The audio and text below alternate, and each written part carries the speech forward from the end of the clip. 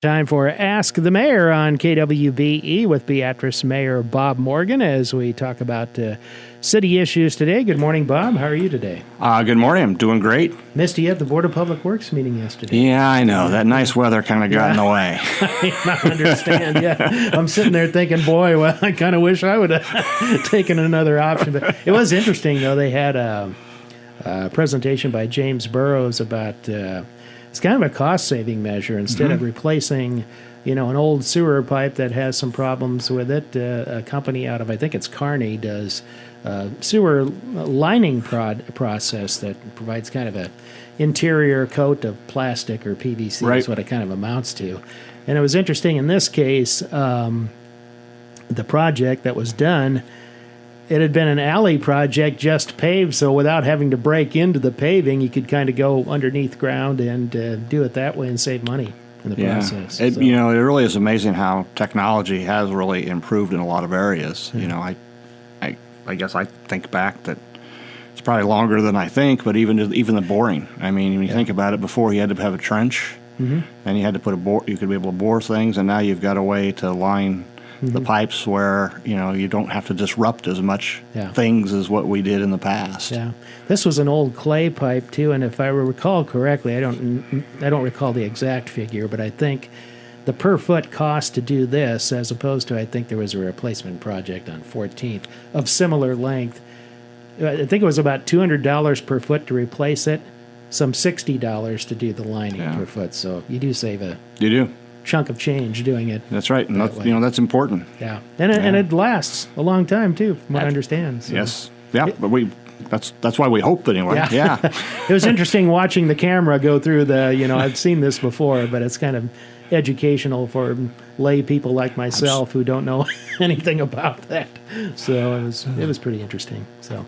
Well, I guess we'll get to the big topic of this week. Obviously, on Tuesday, the announcement came out that Chief of Police John Hickman will be resigning his position as Chief of Police, and that's you've accepted his resignation now. He had been with the city, I think, since June of 2022, I believe, or summer of 2022, somewhere in there. Right. Obviously part of a search to replace Bruce Lang, who retired after several years. I guess just structurally right now, if you can tell us what's kind of going on at this point in terms of, department operations and keeping things going. Absolutely. And first of all, I want to thank, Chief Hickman for his service here and wish him luck moving forward. As far as the leadership structure, I think one of the things that makes me feel real comfortable for our city is the number of officers and leadership position people that we've had in that organization for a number of years. I mean, with Jay Murphy becoming the director of the police department, certainly puts us with somebody who's had a number of years that, worked his way up and knows all the positions and all the jobs. And he's well respected by everyone there. So we're excited, and I know Jay will do an awesome job. And then if you look at, all of the lieutenants, the captains, and the sergeants, right down to the people that are on the road on a daily basis, they really are dedicated to keeping City of Beatrice safe. And so I think it gives us an opportunity to kind of sit back and like I said, I know Jay will do a good job, and as we move forward, I think we'll need to really define some other expectations because, the chief role, or now Jay's role, is a pretty big role when you look at the fact that you're dealing with the communications center and you're dealing with the police force of about 45 employees. So a lot of moving parts, and it all has worked out very, very well for the city for a number of years, and I expect really them to do a really good job. For as long as I can remember, it's always been a chief, a captain position, lieutenant, the sergeants, road patrol, and then of course all the other investigators and communication. What's the thought on how long you would stay with a department director, as you call it, or at some point down the road, whatever that point may be, would there be another search for a police chief position? Well, I certainly think that down the road there will be another search for the chief of police. I think right now, I think it's a great time, as with any time you have somebody who resigns in a leadership role. I think it's time to sit back and first of all take a look at all the responsibilities that are there, and maybe come out with the same structure, or look at a structure that might be even more efficient and better. You talked about Jay Murphy's experience. I think he's got 33 years with the department. But you look at people like Dan Moss, who's the captain. Zach Lauenstein, school resource officer, who's been there a long time. Natasha Nesbitt has been. Wes Henning has been with the department, I don't know how many years, but I see him all the time. He's a familiar face. And don't want to leave anybody out, but you do have a good kind of group of veteran people to help out with the younger employees too. Right. We also got Sergeant Carver. So when you look at the leadership of people that we have, we're really blessed. And, I think they've had that opportunity to continue their leadership. And I think you'll see, at the end of the day, I think it's a position that we will look at replacing, but I don't think we feel like it's something we need to go out and do tomorrow. Yeah. Many, many years ago, and I don't think it was discussed in any really great detail, but it was brought up, and I don't even recall how long ago, so it might have been 10, 15, 20 years ago. I know there was the mention of a public safety officer position. So now, you tend to see that in bigger cities. You'll see a larger city will have that position, and then there'll be sort of a structure for both police and fire under that. Does that work into the conversation at all, or do you think that's probably not a way to go?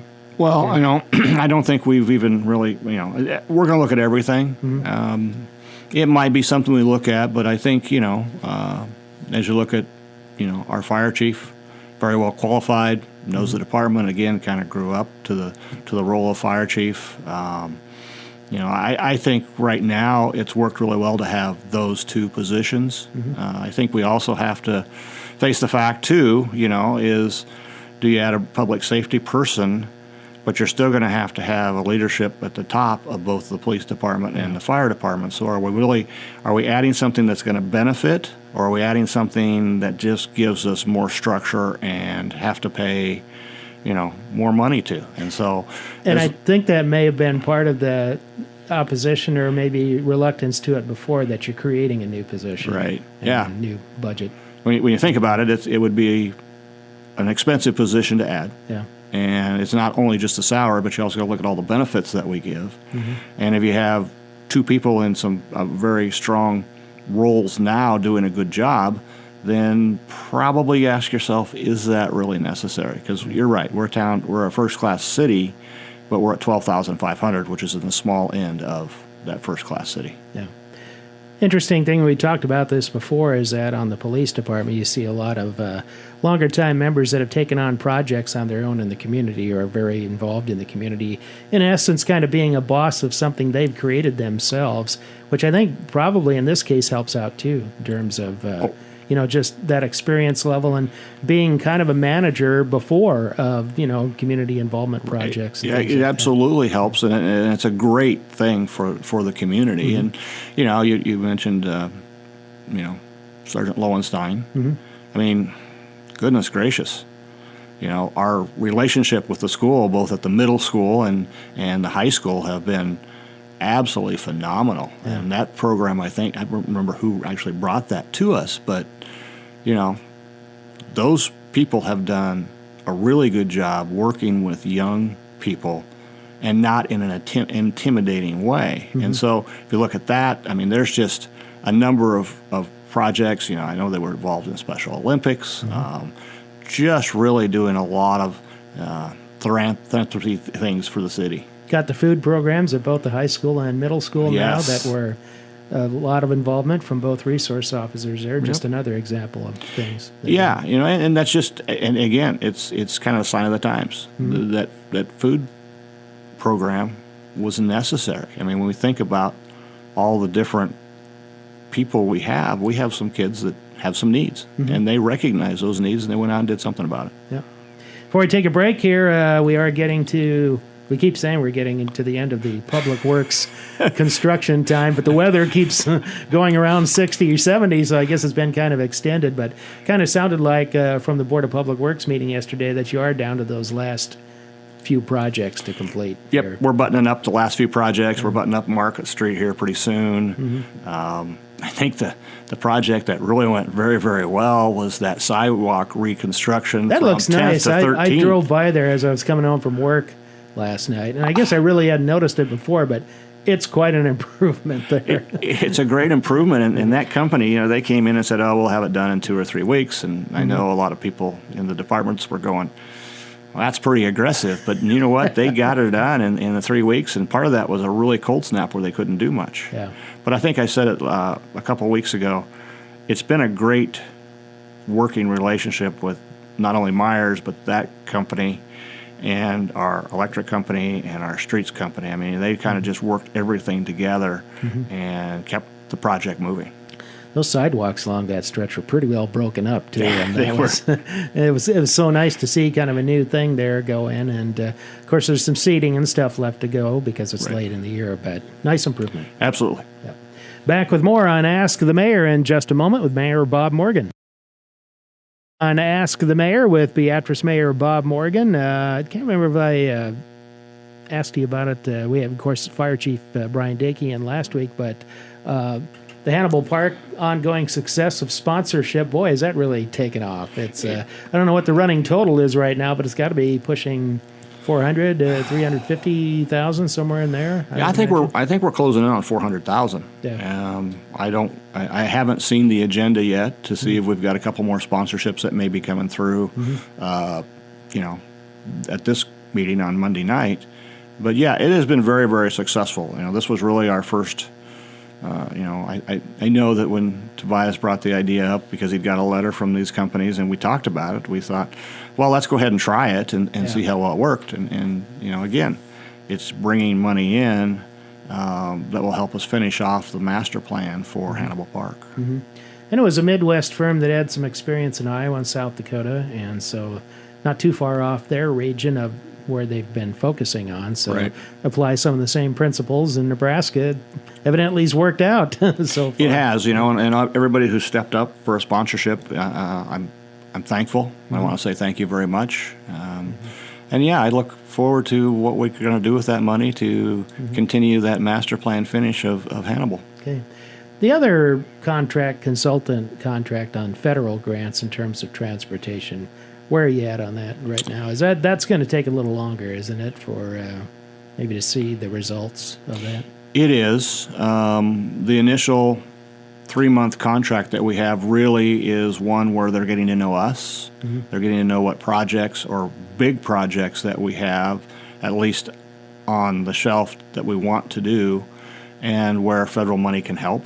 And so they've been, at this point in time, really working to get to know us and what our big dollar needs are. And then it's a matter of relations with the congressional delegation and going to the source of the funds. Just so happens that they are based out of Washington, D.C. That's not a coincidence by any means. And they also have the ability to build really good relations with our Congress and Senator representation. And so we believe that will help us as well. Okay. But, I think I should just probably take a brief second, and people may know, but I do know that prior to them us hiring that firm, Senator Fisher has given us $2 million of appropriated money for a new hangar at the airport. And so we thank her very, very much. So it's always nice to know that you're remembered by your representation, and Senator Fisher has always done a good job really supporting her area and Beatrice. Okay. Talked a little bit with Fire Chief Brian Dakey about it last week, but you're in the process, and I think it was just in the early process of filling some vacancies at the fire department. I think there were 3 positions out there trying to fill. Has there been any response to your knowledge so far as far as applicants, or is it just kind of early on in the process now? It's early on. However, we do already have people who have applied. I could be wrong, but I think there might be 6 applications that have come in so far. And so there is interest in filling those positions. And the fire department, again, has really great people. But you do have people who maybe live in Lincoln, who got hired into, the Lincoln Fire Department. You've got people. Movement of people in all of our departments is going to happen. I mean, when you think about how many people the city employs, and I don't have the exact number on the top of my head, that's just kind of the sign of the times where you're going to have turnover, whatever department it is. And I think about, I can share this with you, because you and I are kind of the same people. I look at myself, and I had my own business, and I worked for the college. So I had 2 jobs. And you've had 1 job, and for a long time. and we're anomalies. Yeah. Because if True. you as I went through at the college and we're hiring people, it used to be that you'd say, well, gee, you've already had 3 or 4 jobs. You've kind of been a job hopper. Yeah. Well, that's not true anymore, because anymore, a lot of people move every 3 to 5 years. And so our generation didn't do that, but the younger generation is. So we are going to have to continue to fill positions across the entire city, and we try to do it the best we can. Didn't mean to pick on you. No, that's all right, because I got to thinking about that the other day, as long as I've been here, which has been more than 40 years, and I thought, there's times you ask yourself, what's wrong with you? Why didn't you, why didn't you? But then you look at other people that are in the community, too, that worked like periods of time. Right. I think, as you mentioned long ago, that was just it was more common. Now you do see a lot of transition, a lot of one area to another, things like that. So you do. Who's right or who's wrong, I guess there's no way to really say, I guess. And at the end of the day, if you're doing what you love, like the old saying is, it's really not work. Yeah. Now, it is work. Yeah. But, I think sometimes that's part of what people do. I mean, I can remember having students, when I was an advisor, come to me, and they were just about done with the program. I remember one person very plainly. He was going to be in accounting, and he needed to start off in an office setting. And he goes, is that where I'll be? And I said, well, most likely that's usually the role that you have in the accountants. And he was an outdoor buff. Yeah. And he goes, oh, well, I really want to be a game warden. And I said, you've got some really good skills here that you can take with you, but maybe it's time that we get you into a different program. Yeah. And so I think sometimes it's finding where you want to be, and I think sometimes you look at the opportunities that you have before you. So I think you just see a lot of the younger generation that are taking jobs, and then they move on to the next one. And sometimes it's a better situation. Sometimes it's what they want to do. And now we're getting into the whole remote working thing too, where, because of the pandemic, but that's kind of extended itself now. You're seeing more and more people that want jobs where there's the flexibility to maybe not be in an office all day long. It'll be interesting when we look back on that in 10 years and see, did it really work? Yeah. And did it move back to where it was, or did it just kind of floating back and forth depending on the occupation? Right. But, and technology has made it easier for people to work at home. There's no question about that. Yeah, that's for sure. So, we'll see in 10 years. Yeah. All right. Back. Boy, we're tackling the major issues of the day today, and we have no answers. We'll know, though, in about 5 or 10 years, I suppose. So back to wrap up Ask the Mayor with Mayor Bob Morgan in just a moment. Back on Ask the Mayor, just a few minutes today with Mayor Bob Morgan. Talk about a couple of things. On your website, you had taking bids for a barn at Industrial Park Ground to remove that, I think, and then also bids to remove a house, I think, in 1902 Lincoln or somewhere around there. Is that is correct. Is that the intersection there? That's the intersection there, that right. one on the corner. Tell us about those. Just sure, I can. One of the things that we've seen across the country is the barn siding has a value to it, and we put that out for bid because we believe that's the fairest way to give it a shot to whoever wants to maybe dismantle it. And so, when you come with public property, you want to make sure you don't just say, "Oh, hey, go ahead and take that," because there is value to it, and it's part of the taxpayers. So that's why that went out for bid. 1902 Lincoln was a property that we purchased right across from Lincoln Elementary. That one's out for bid to move. One of the things that the city isn't real excited about is being in a landlord position, and so we felt like as we looked at that particular property, that was the best option, and we'll see where we end up there. In that case, does that work into how that intersection is in the future, or what's the reason on that one? Well, it gives us the opportunity to be in a position that in years down the road we want to change that intersection when we see what traffic patterns are. We have that flexibility. I think that's one of the things, again, that I've always talked about is you kind of do things for the future. What that intersection is going to look like is one of the things that we'll study once the schools are out of there and we see what that property on Lincoln Street, what we do with it. But we want to make sure that we're in a position that if we do put any type of change to that intersection, we've got the ground to do it without hurting the owners around it. And as of early 2024 school year, traffic is about to change in that area. It will. We'll get a lot of... It will. Lincoln Street is already a busy street, but with the new school, I can see that. Really. Yeah, we'll see how much, 19th is busy and Lincoln Street is busy, so we'll have to just see how that works. Yeah. City council meeting coming up. Any major things on the agenda that you know of for Monday night? Or? I think there'll be a couple ordinances. Gary Barnard's done a great job with the ordinance committee. I think we've got a couple of ordinances that we're going to make some changes to, nothing major. I think there's one on responsible bidder. One of the things we want to put in there is if you do owe the city money, you probably shouldn't be bidding on a project. It just kind of makes sense, So I think they're going to put some changes in there. I think another one.